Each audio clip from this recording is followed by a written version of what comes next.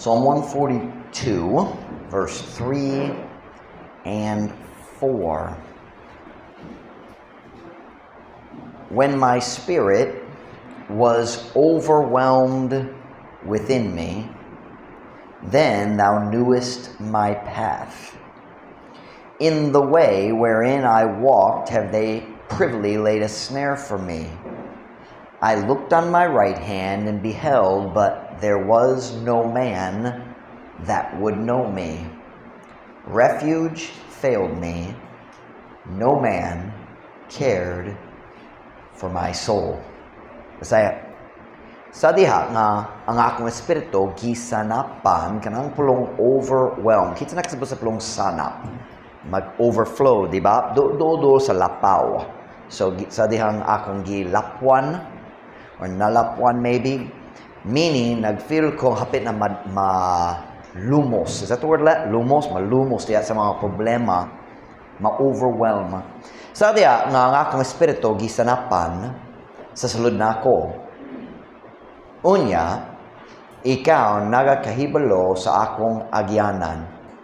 Diya sa dalang nga sa diin ako milakaw, sila sa tago mibutang og uskalitag alang kanako.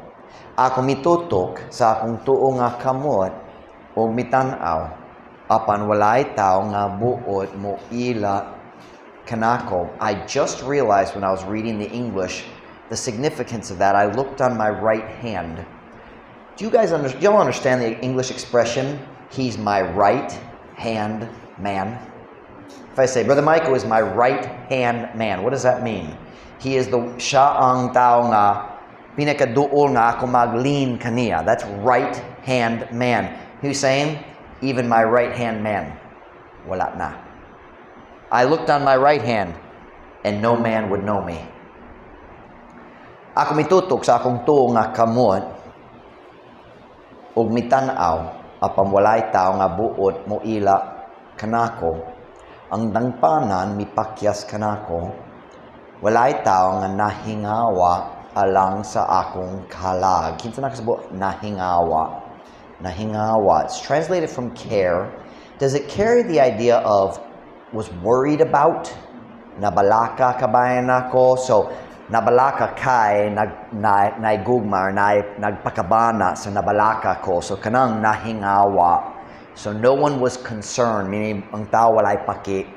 No one cared. Nobody was bothered or worried about me. Walay tao nga nahingawa alang sa akong kalag. I think we could take the alang out. And klaro gayud, nahingawa sa akong kalag diretso mura. So my message tonight, when you feel overwhelmed. Kung mag-feel ka, magbatik ka nga malapwan na. Or however you want to say it. When you feel like, I can't take anymore. Di na ko kaya ang bisan unsay lain, overwhelmed. Pagampot na, ngayon ko mo makalingkod para sa mensahe karon. Father, would you please bless the message tonight? Thank you, Lord, for leading me to it this afternoon. I pray, Lord, you'd fill me with your spirit as I preach it. Help me, God, to help our people. Bless the preaching, work in our hearts. We need you, Lord. Pray in Jesus' name, amen. Pwede ko mo maglingkod. Wala ko'y Was it yesterday, Michael? Naglantaw ta sa sermon ideas? Kahapon, ako si Michael naghapit diri sa church, nagpakita ko niya sa listahan sa mga ideas na ko'y taas kayo nga lista sa mga sermon ideas. Kung mabasa ko sa Biblia, maglista ko diretso, mag-send ko sa email, diretso ibutang sa lista. And si Michael, nagatanan ako, pila ka sermon ideas? How many do you have? I said, I don't know. So we started scrolling down and down and down and down. I said, tell you what, mag-export ko sa Excel aron maka-ihap sulod sa software. So we exported it. Do you remember how many it was, bud? 3,370, something like that. 3,378 sermon ideas. 999 of them were checked off, meaning giwali na. So 2,000 kaping, wala gayud giwali na ko. I have sermon ideas going all the way back to 2015. Pero ang mensahe karon wala gikan sa akong listahan. Ang sermon idea karon hapon, nagbasa ko sa Biblia, miabot ko diri sa Psalm 142, og nasangit ko, dili ko makapadayon ni. I started reading chapter 143, and then I went back to Psalm 142. And dari naman good ta karon. Kini nga mga verse nga atong gibasa, I did pray, right? Nagampo ko, di ba? I got distracted. Did I remember? Yeah, because y'all are sitting, so I prayed. Okay. See how much it affected my heart. It's a very spiritual prayer. And I do remember now. Pero kini ang mga verses nga atong gibasa, kisula ni David diha sa lisod kaayo nga panahon sa iyang kinabuhi.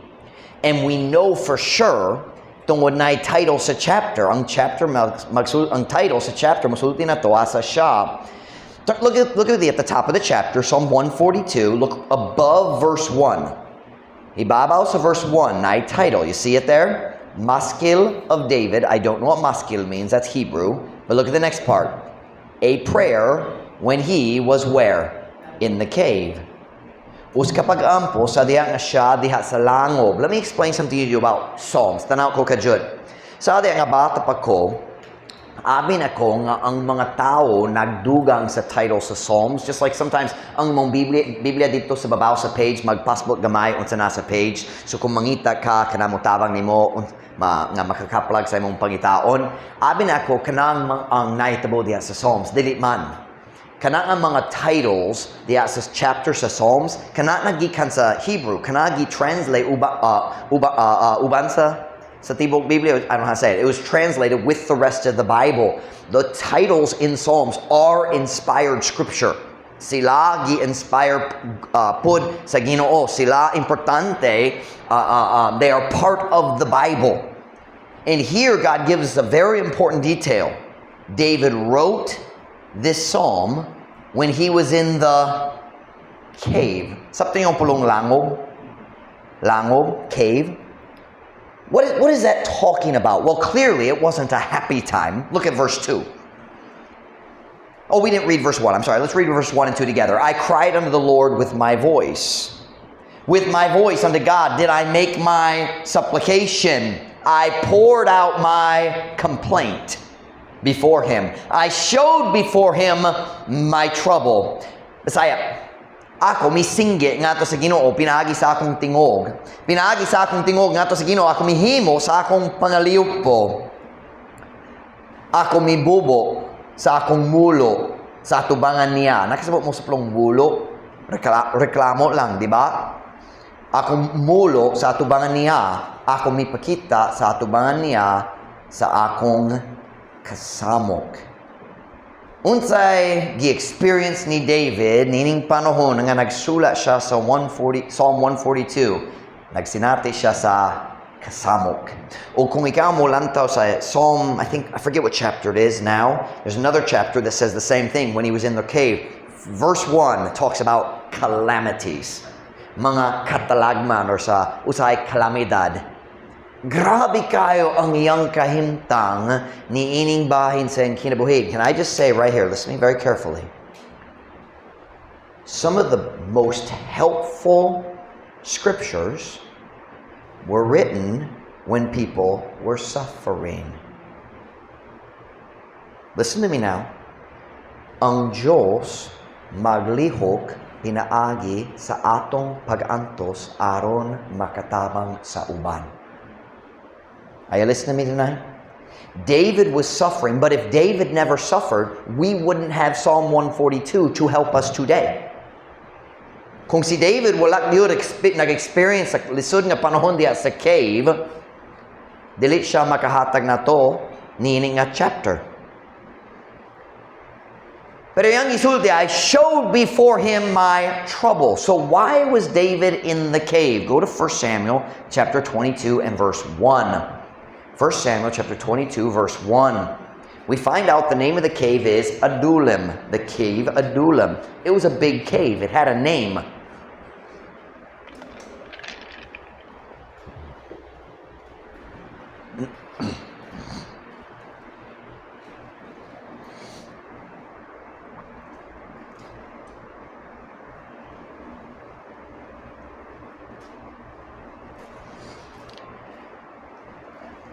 1 Samuel 22 verse 1. Kung nasa, amen?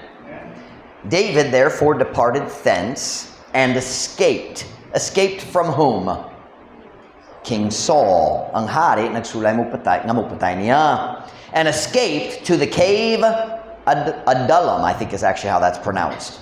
The cave Adullam. And when his brethren and all his father's house heard it, they went down thither to him. Busa si David may biya dito ug miikyas ngadto sa langob Adullam. Ug sa diha nga ang iyang mga igsuon ug ang tibok nga panimalay sa iyang amahan nakadungog niini sila milugsong paingon sa maong dapit ngadto kaniya. So syempre kabaluta kiniyang bahin sa kinabuhi ni David nga siya naglayas gikan ni King Saul. Nagtago siya di asos ka langob gitawag Adullam. Kaya nga naman si Saul, his former boss, si David nagtrabaho para ni Saul. That was his first job other than shepherding. Ang iyang daan amo ganahan mo patay kaniya. He's hiding from someone who used to love him. We're going to see that in a minute. And notice in this verse, ang iyang tibok pamilya, midangog nga to ni David sa cave. Kaya nga naman, kay buang gyud si Saul. O sila nahadlok, kung si Saul, I don't know why this is being stupid, nahadlok sila, nga si Saul, mutakop nila, o mupatay kanila, kay parente ni David. So, silang tanan, mi ato nga to ni David, dito, what did I just do here? Hold on. Oh, I'm changing my mic back here. I cannot do two things at once. Let's just put it away. I am incapable of preaching and changing batteries. That is sad.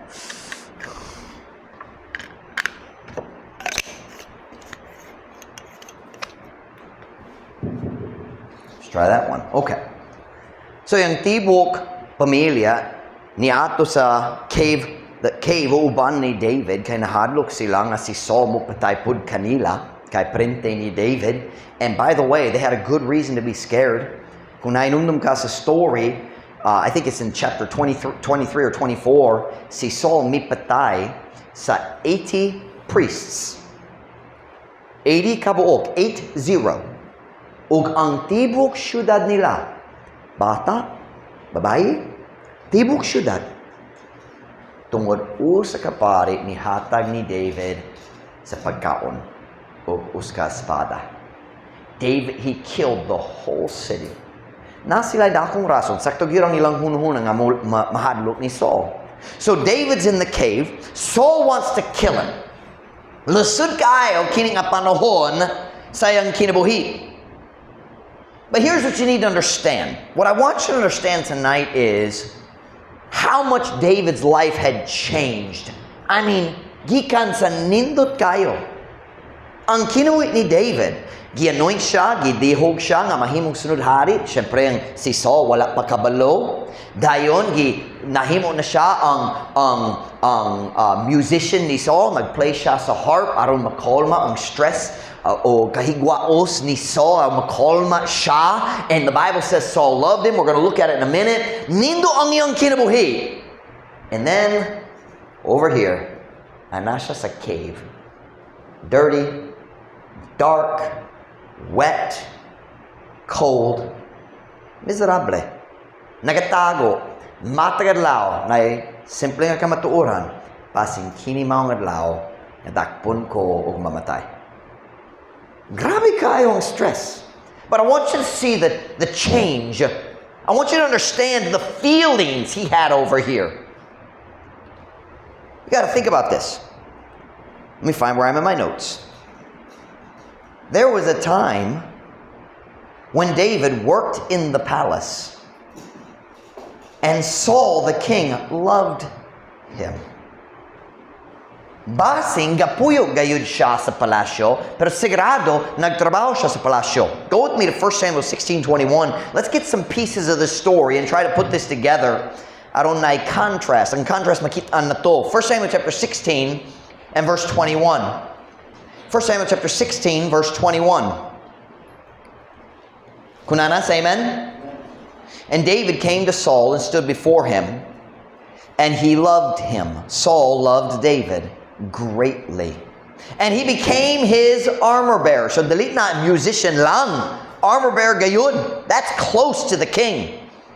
And Saul sent to Jesse, saying, Let David, I pray thee, stand before me, for he hath found favor in my sight. Bisaya, og si David, miabot nga to ni Saulo, og mitindog sa tubangan niya, og siya, kana si Saul, og siya nahigugma kaniya ni David. Pag-ayo. Og siya nahimo nga iyang tigdala sa hinagiban. Og si Saulo, may padala nga to ni Jesse, ang papa ni David, nga nagiingon, tugoti si David, ako naghangyo kanimo, pagbarog sa atubangan nako, kay siya nakakaplag og pabor diha sa akong pananaw. Na notice, Saul didn't always hate David. Nay panahon si David nagwork sa palace and nindot kayo ng relasyon sa hari. Kanang nindot nga trabaho. I mean, he had a really good life. Comfortably, og siya pod kabalo sa kasing-kasing pon mahimo ko ang hari. O para niya, sakto yun, na dool ko sa hari, sayon kayo, kung mamatay ang hari, ako moderate, mahimong hari. Pero kanadali ang plano sa Ginoo.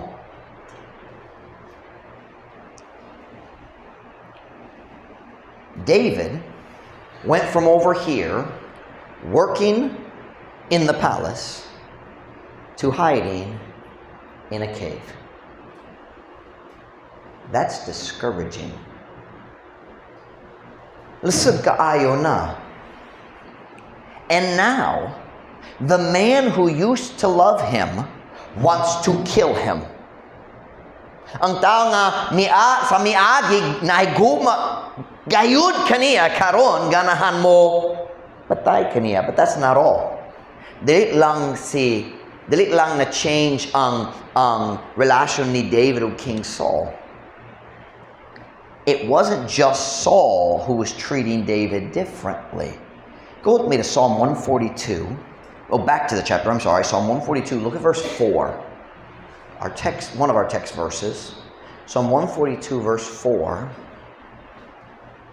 Psalm 142, verse 4.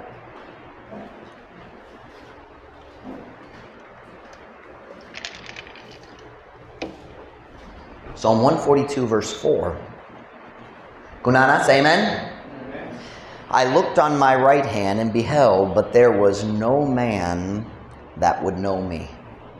Refuge failed me. No man cared for my soul. Ako mitutok sa akong tuong nga kamot ug mitan-aw apan walay tao nga buot mo ila kanako. Ang dangpa na mipakyas kanako. Walay tao nga nahingawa alang sa akong kalag.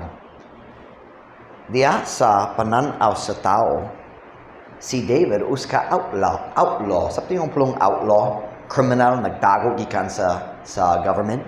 Si David uska outlaw na.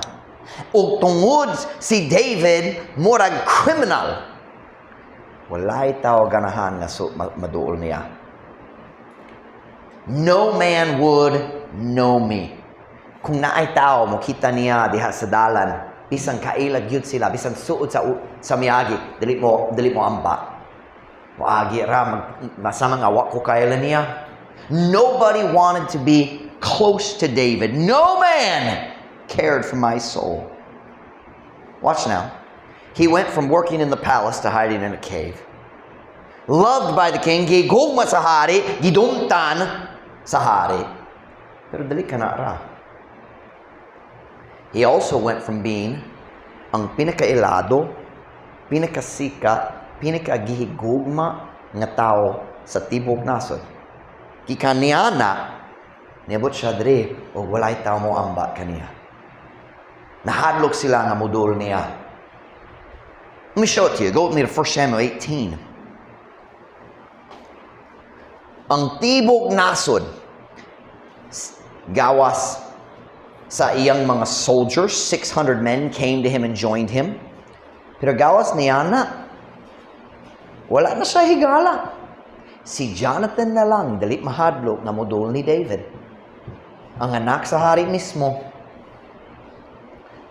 1 Samuel chapter 18, dari makita na to, si David, bago pa nagpatay ni Goliath sa chapter 17, dayon dari sa chapter 18, Saul nag-promote ni David nga nahimo ng general sa iyang kasundaluhan. Look at verse 5. And David went out whithersoever Saul sent him, and behaved himself wisely.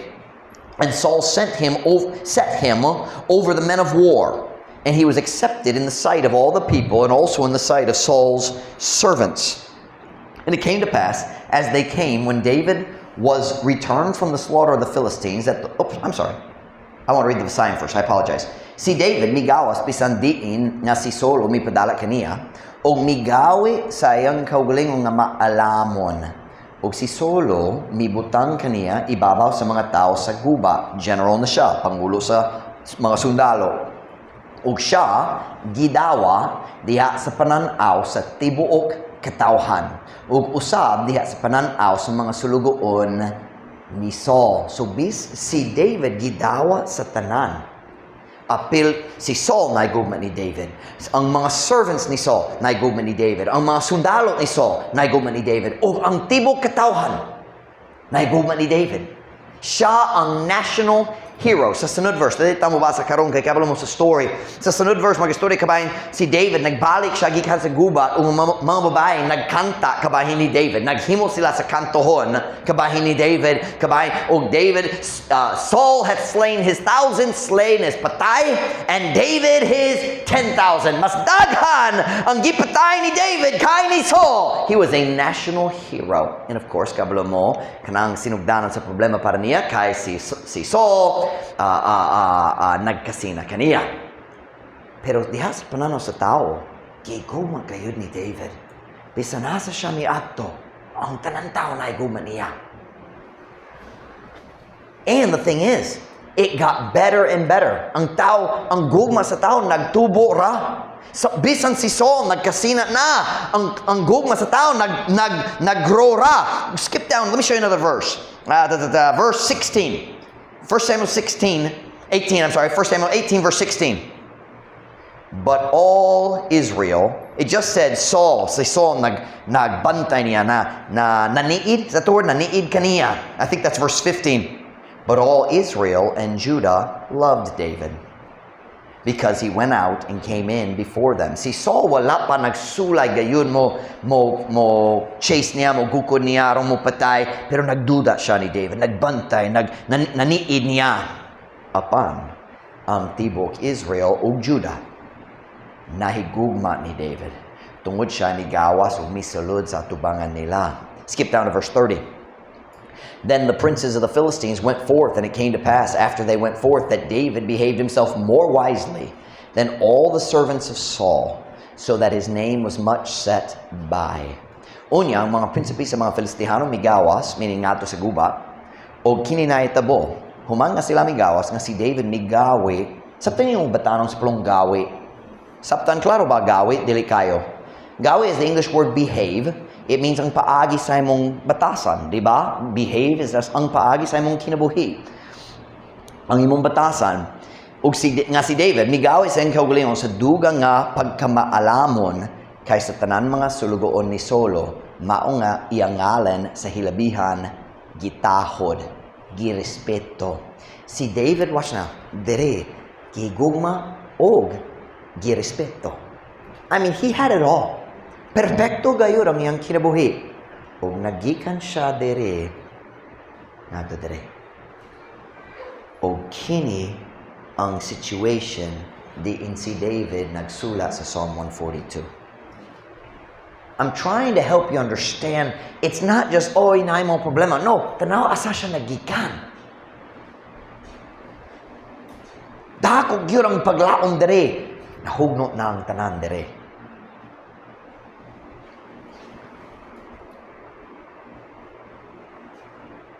Go with me to Psalm 31, verse 11.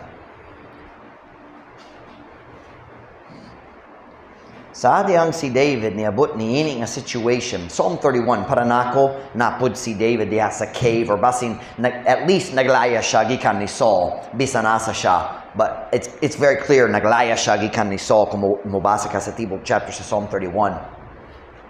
But look what it says. Psalm 31 verse 11. Psalm 31 verse 11. Kunana, say amen?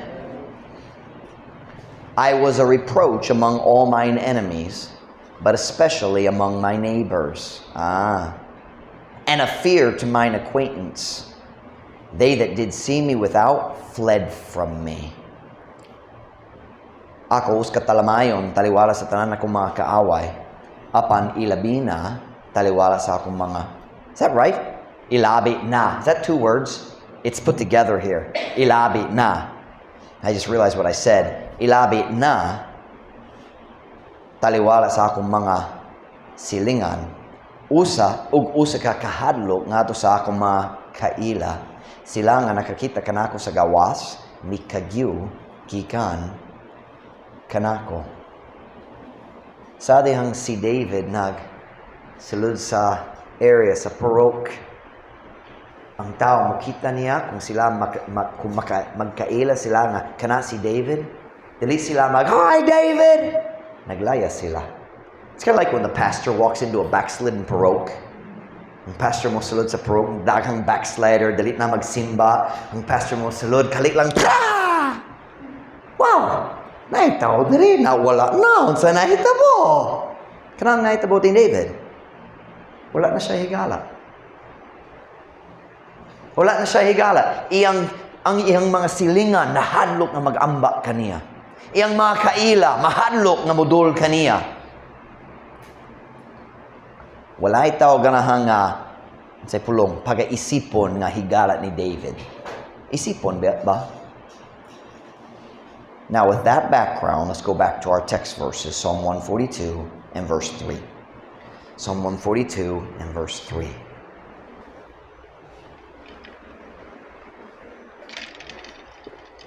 Psalm 142 and verse number 3. Kunana, say amen? When my spirit was overwhelmed within me, then thou knewest my path. In the way wherein I walked, have they privily laid a snare for me. Sa diya nga ang akong espiritu gisanapan sa sulod na ako, unya ikaw nagakahibalo sa akong agyanan. Diya sa dalan nga sa diin ako milakaw sila sa tago mibutang uus kalitag alang kanako. Now it's kind of easy to understand why he was overwhelmed. Tanaw sa siya nagikan, tanaw ngayang kahimtang karon. Na-change gayon ang tanan. And he says, I was overwhelmed. Pagkatahong sayang miyaging kinabuhi, pero karon nahugno na gayud ang tanan. And David said, God, I feel overwhelmed. Listen to me now. David said, Ginoo, nalapwan ko sa kasamok.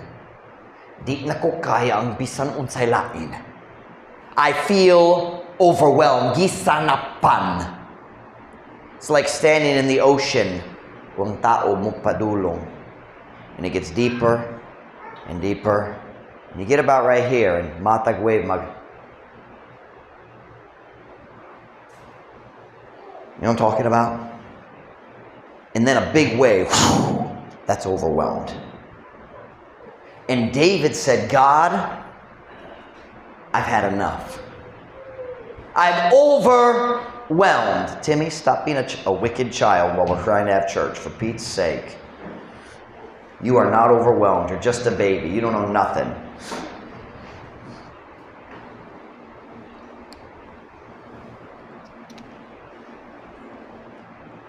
Can I ask you a simple question? David said, God, my spirit is overwhelmed. Nalapwang ko sa tanan. Di na ko kayang bisanun sa lain. Murag maglumos ko sa akong problema. Can I ask you a simple question? Sugod na ba kang nagsinata ni Ana? You ever been there? You listen to me very carefully this morning, or this afternoon, this evening, whatever this is. Truth Baptist Church, listen to me now. Now it's preaching time. There will be times in your life when you feel overwhelmed. Sigurado, mobot ang mga punoon sa imong kinabuhi nga mag-feel ka nga ma-overwhelm na gyud, malapwan. Here, listen, here's the truth. Listen. Those times will come whether you serve God or not. Kana nga mga panahon moabot kung ikaw moalagad sa Ginoo o dili man. Ayaw, listen to me now, diha sa panahon nga ma-overwhelm na gyud ka, ayaw pagpalimbong sa yawa. Kay diha ni ana nga klase sa time, ang yawa mo dul kanimo, and here's what he will say. If you weren't serving God, you wouldn't experience things like this. Kung wala ka nag-alagad sa Ginoo, dili ka unta magsinati sa mga butang sama niini. You listen to me very carefully. That is a lie. Bakak gayud. Listen to me now. Ang yaw musulti nimo, kung wala ka nagalagad sa Ginoo, dili ka magsinati sa panahon nga sama niini. Yes, you would. Different reasons, but the same feelings. Lain ang raso nga mag-feel ka nga ma-overwhelm, pero parehong gayon ang feeling. Kung magsunod sa Ginoo, magsunod sa yawa, there are times in life when you feel like you can't take anymore. Don't believe the devil when he says this only happens to people who serve God. Liar! Bakakon!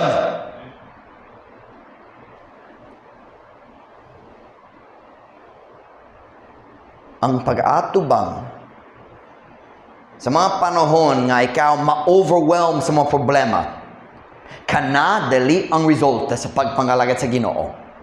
Kanamang resulta sa pagkinabuhi diha sa magsasalang kalibutan. If you weren't serving God, you would be overwhelmed by different things. And it's easy to prove. Nabay panahon nga na-overwhelm ka, bisan wala pa naluwas? Naba? Then why do we listen to the devil?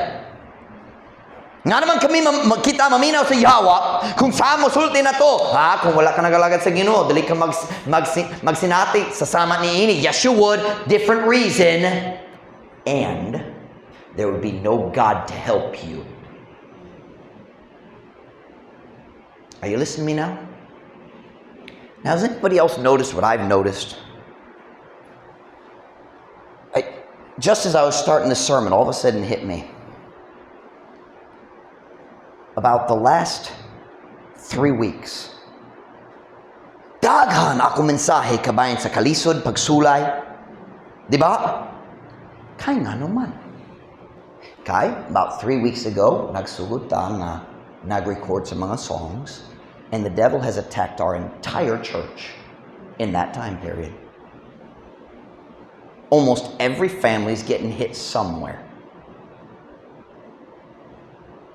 You say, you really think it's about the recording? I think that's a big part of it. Part of it, I think, too, is we're growing a little bit. Our people are witnessing and visiting, and more people are coming to church. But I think the biggest thing is the devil's fighting the songbook like he always has. So what does God do? He knows when we're struggling, and He knows the messages we need. So let me ask you a question. Ang yawa ba na makakni mo? Mas importante, nagatuba ka sa mga bakak. Unsay bakak ang yawa na gayon nimo?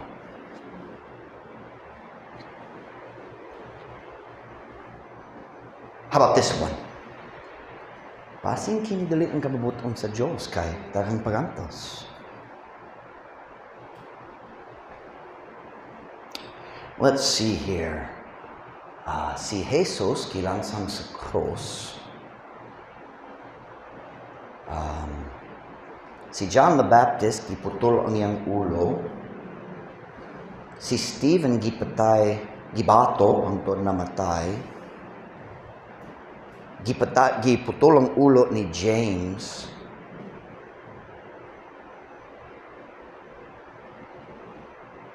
So kung ang yaw musulti nimo, murag dili ka bubuton sa Dios kay dako ang pag-antos. bakakon siya.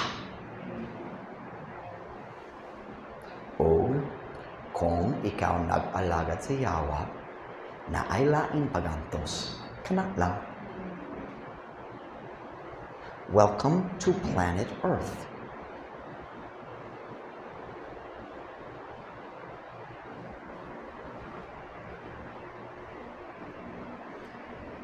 Yes, it is true na ay mga pagsulay nga moabot tungod kita moalagad sa Ginoo tinuod na. But the thing that is not true is that when the devil says, kung ikaw magsunod nako, wala na kay laing problema. Napay, daghan, ma-overwhelm gyapon, pero maglusod ka kay dili makaampo.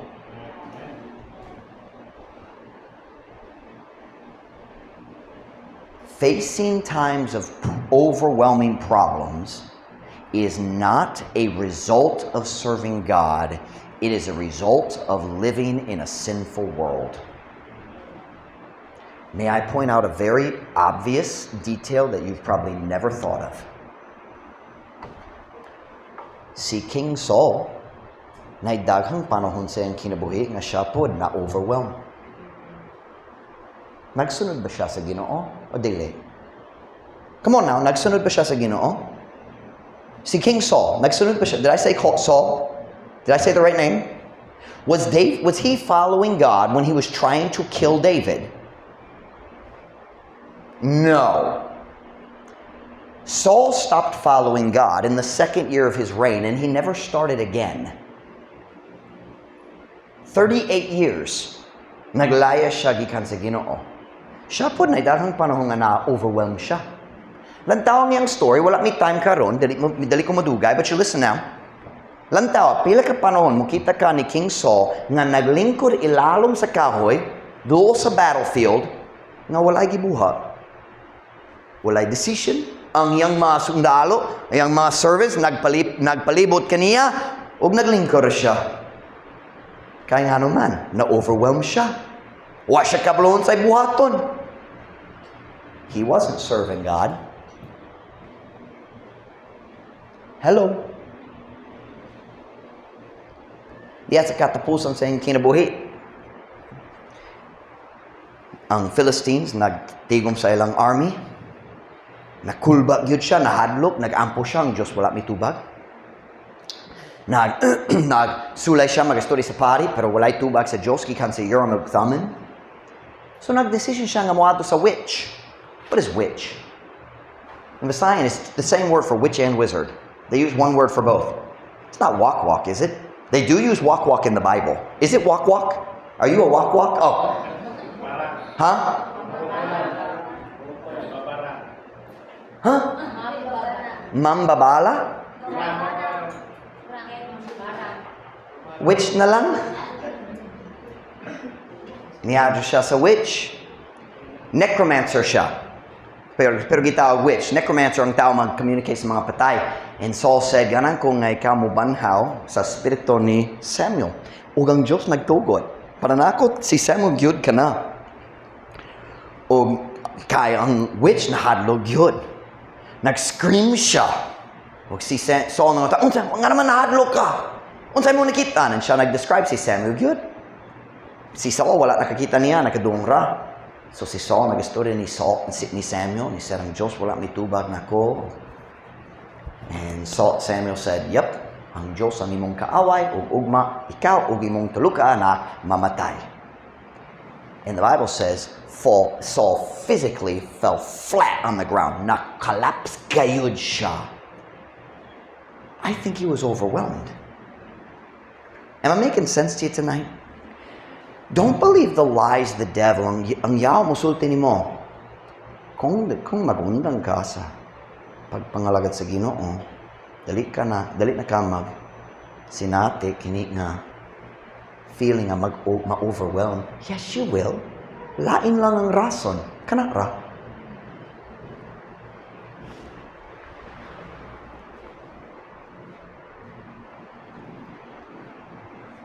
Go to me to Psalm 142, verse 4. Psalm 142, verse 4.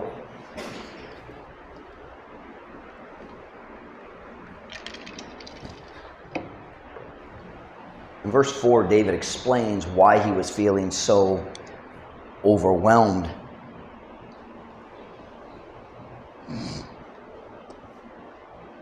Psalm 142, verse 4, I looked on my right hand and beheld, but there was no man that would know me. Refuge failed me. No man cared for my soul. I want you to notice that phrase, refuge failed me. Sa Bisaya, ang dangpanan mi pakyas kanako. It doesn't have quite the same feeling as the English. But refuge failed me. Can I explain to you what I think that means in Visayan? Si David miingon, ang tanan dangpanan nga akong gisaligan sa miagi, napakyas na. What does he mean? Ang akong pamilya, dali na makatabang nako. Kung natay problema, mudangob ta sa itong pamilya. Diba? Akong pamilya, dali na makatabang nako. Akong mga higala, dali na makatabang nako. Bisan si Samuel, ang tawag sa Diyos nga midihog ka na kung mahimong hari, bisan siya, dali na makatabang nako. Ang tanan dangpanan, napakyas na. You listen now. Mobot ang mga panahon sa imong kinabuhi. Di inang tanan nga imong ang tanan nga imong gisaligan nga lig-on matarog na. Ang dangpanan mapakyas.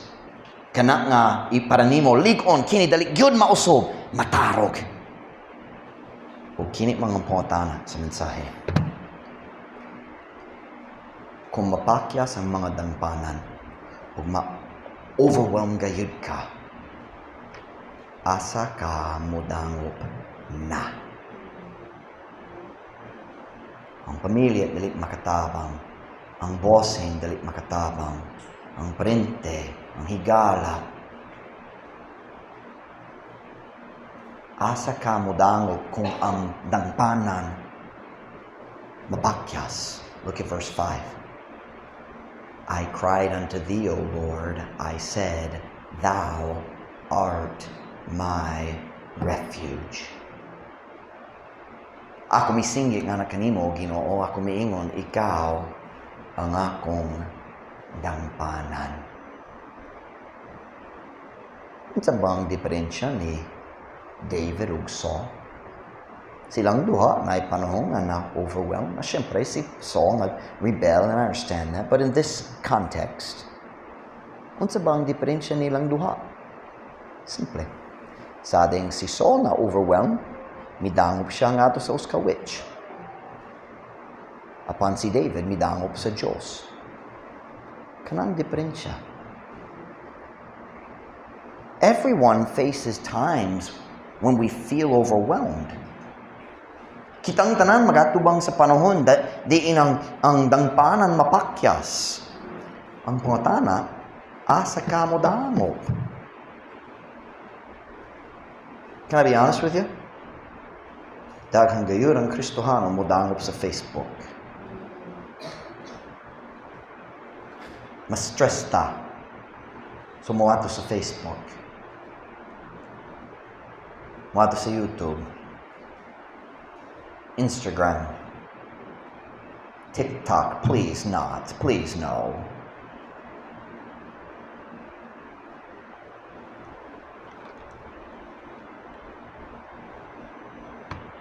Dito sa kalibutan, sila magdangop sa ilimnon. Sa dawtang nga music, banha kayo, aron malimo sila sa tanan. Pero asa ka magdangop? Pastor Mike, na-overwhelm ko karon. Dili ko mag-blame nimo para niana. Kanang feeling nga modanga sa tanan. Pero sa ka modangop? Where will you turn? David said in Psalm 119, unless thy commandments had been my delight, I should then have perished in mine affliction. He's saying, kung wala ko nahigugma, kung wala ko gahin sa kung kinabuhi ngadto sa imong pulong, diya sa panahon sa kasakitan, malaglag yun ko, sigurado. Si David midangop sa Diyos diya sa panahon sa kalisod. Kung ma-stress ka, magampo ka o magreklamo. Magampo ka or magreklamo? Mag-Facebook o magbasa sa Biblia? Magbantay sa movie clips sa YouTube or maminaw sa pagwali na magpalig-on sa nung pagtuo? Asa ka magdangop? Everyone feels overwhelmed. Where do you turn? I know, ang yawa nagataki sa atong church sa daghang directions. I don't know all the details, but I can feel the stress. Dili ko magduo mga tanong unsay problema, but I can feel there's pressure. Sometimes I know, but many times I don't. I can just feel it. Feeling stress is normal. Feeling overwhelmed is normal. You are not a bad Christian if you feel like di na ko kayang bisan unsay lain. That does not make you a bad Christian. It makes you human. Kinahanglan ka mo dangog diha sa Dios. Lig-on siya kung baluyahon ta. Tugon na ang mga ulo.